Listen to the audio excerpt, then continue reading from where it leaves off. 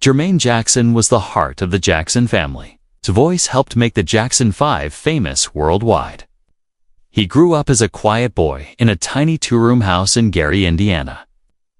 From there, Jermaine rose like a bright flame, breaking free from poverty and tough times to make his name stand beside the greatest musical family in American history.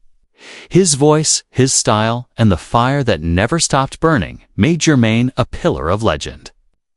He became a symbol of loyalty, pride, and unbreakable will. But behind all that light were deep wounds. The painful split that tore the brothers apart, the money trouble that hit his dignity hard, and the worst blow of all, the day he lost Michael Jackson forever. That wasn't just sad. It was like an earthquake splitting an older brother's soul in two. And now at 70, when time has already taken so much, what darkness could hurt more than that? It breaks your heart to know that one of music's most important voices was born inside walls too small for love. Jermaine LeJeune Jackson came into the world on December 11, 1954, in Gary, Indiana. He was the fourth of 10 children in a working-class African-American family whose name would shake the world. But long before the stages, he was just a quiet boy, trapped in a cramped two-bedroom house on Jackson Street. 11 people lived there, crowded together in poverty and dreams too big for the space that held them. At night, children slept head to toe, their feet touching in the dark. The kitchen became a dining room and the first rehearsal space for a dynasty in the making.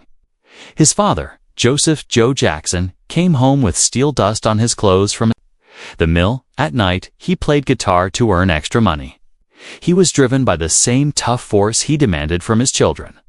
Catherine, soft-spoken but overwhelmed, worked part-time at Sears.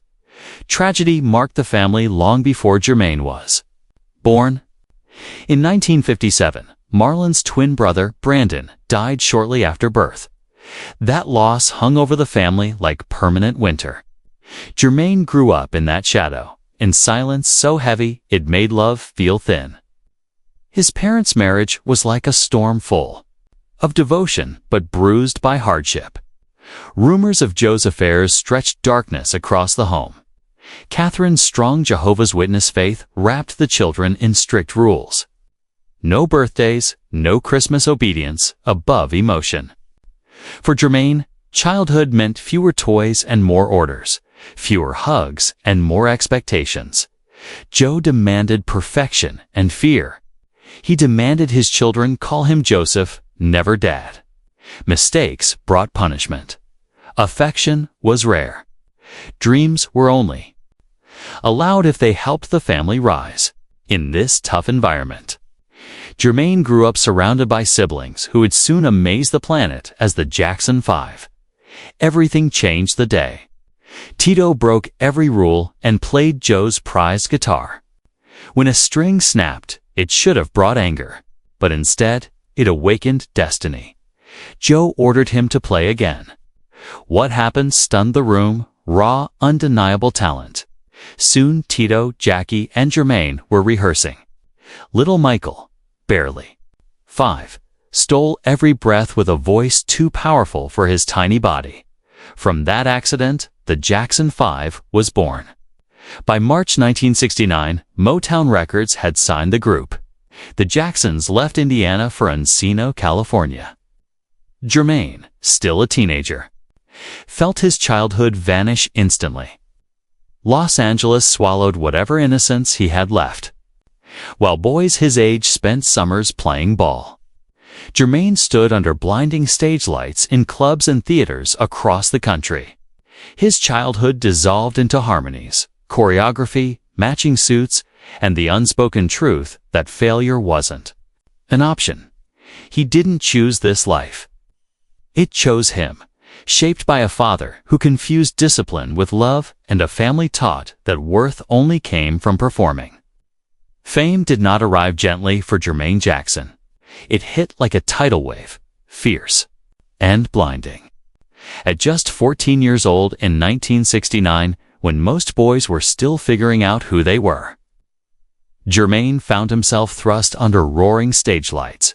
His voice was woven into harmonies that would echo across continents. There was no smooth transition. No warning, only the sudden weight of expectations pressing down on a boy who had barely learned to breathe.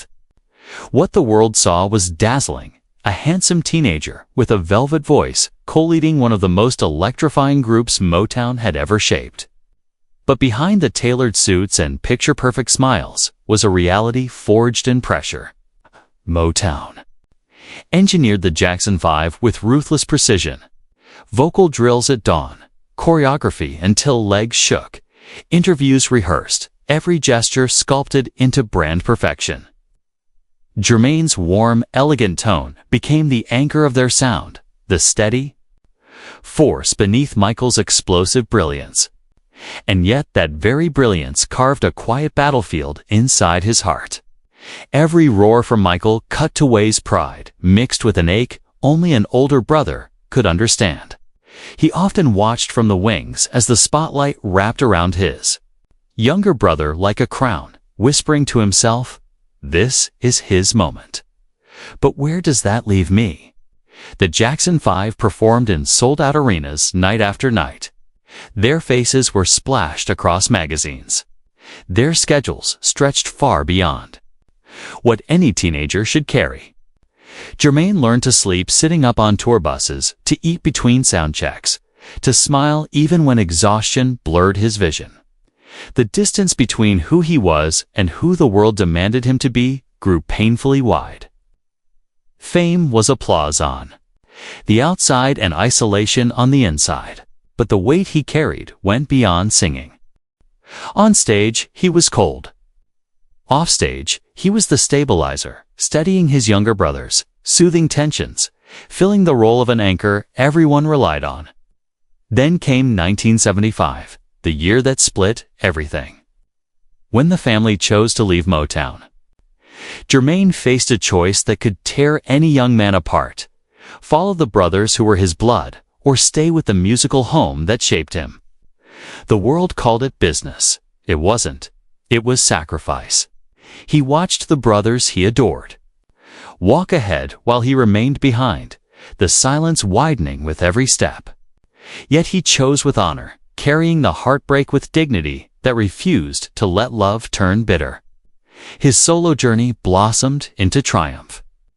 In 1980, working with Stevie Wonder, Jermaine created Let's Get Serious, a record that didn't just lift him up, it proved everyone wrong. When the title track surged into the Billboard Top 10 and the album sold over 3 million copies worldwide, critics who once dismissed him fell silent. When Jermaine met Hazel Gordy in the early 1970s, she didn't dazzle like the spotlight. She softened it. As the daughter of Motown founder Berry Gordy, she came from a dynasty of American music, yet moved with calm, untouched by fame's chaos. Their wedding in December 1973 felt like a promise whispered to the future. For a time, the world outside fell away. When their first child was born in 1977, Jermaine cried in a way no stage had ever seen. But even sanctuaries can break under the weight of two worlds pulling in opposite directions. Hazel treasured quiet spaces, family dinners, predictable routines. Jermaine lived in a universe where time dissolved, where applause blurred into exhaustion. Every tour stole one more piece of normal. Their love didn't break suddenly. It thinned, like a rope fraying strand by strand. By 1988, the distance between them felt colder than any argument. When the day came to sign the divorce papers, Jermaine's hand trembled. By 1984, Jermaine was still a married man. But temptation had already found the crack in a life stretched thin. Stepping toward Margaret Maldonado was an act he knew would wound the woman waiting at home. When Margaret had Jeremy in 1986, joy hit hard, followed by guilt sharp enough to cut. When Jordan arrived in 1989, the full weight of his choices came crashing down. 2 households, 2 mothers, 4 children, and one man split so deeply that neither side would ever truly receive all of him again. By 1995, when his path crossed, with Alejandra Genevieve Otzieza, a woman who already shared 2 children with his younger brother Randy. Their beginning exploded in plain sight. When their son Jaffer arrived in 1996, Jermaine felt a surge of purpose. When Jermaine was born in 2000, joy swept into their home. But by the early 2000s, the weight became merciless. Jermaine was now responsible for 7 children across 3 relationships. In certain periods, his monthly income fell near $1,100. There, 2008. Divorce was the exhausted exhale of 2 souls who finally understood that love cannot thrive when buried beneath too many histories. When Jermaine met Halima Rashid in 2004, she entered his life like a pause, a breath. When they married, it was yearning. 13 years together, they built a fragile sanctuary. But as the late 2000s approached, the old pressure returned. By 2015, the cracks felt like breaks they couldn't cross. Their divorce followed in 2016, not out of hatred, but exhaustion. If the wounds of broken marriages carved into his spirit, the loss of his younger brother struck Jermaine like a tidal wave. Michael's passing on June 25, 2009, was the moment. Jermaine felt the world collapse into silence, so violent it hollowed him out. "I should have said it sooner," he admitted. "That I was proud, that I was sorry." The funeral on July 7th at the Staples Center was unlike anything the world had ever seen. Over 20,000 mourners filled every seat, while more than 1 billion watched. When 11-year-old Paris stepped forward, sobbing, her words set off a tidal wave of grief. But grief had barely begun to settle when Whitney Houston left us on February 11th, 2012. For Jermaine, it was the loss of a friend who understood this world. Then came more losses. In June 2018, Joe Jackson gave in to pancreatic cancer. In January 2024, Tito Jackson lost his battle with cancer as well. Together, these losses pushed Jermaine into solitude words could barely hold. Now in his 70s, Jermaine lives a quieter life. His home in Los Angeles is filled with old photographs and bass guitars. His income now comes from royalties and tribute shows. His routine is gentle. Mornings begin in prayer. His son Jaffer, cast as Michael in the upcoming movie set for April 2026, has become the living thread between past and present. What defines him now is not the spotlight, but the survival behind it. He knows that a family's legacy isn't built on perfection, but on bonds that survive disappointment. Peace for him is acceptance that love leaves scars because none of us love perfectly. Family won't always get it right, but trying even after you fail matters.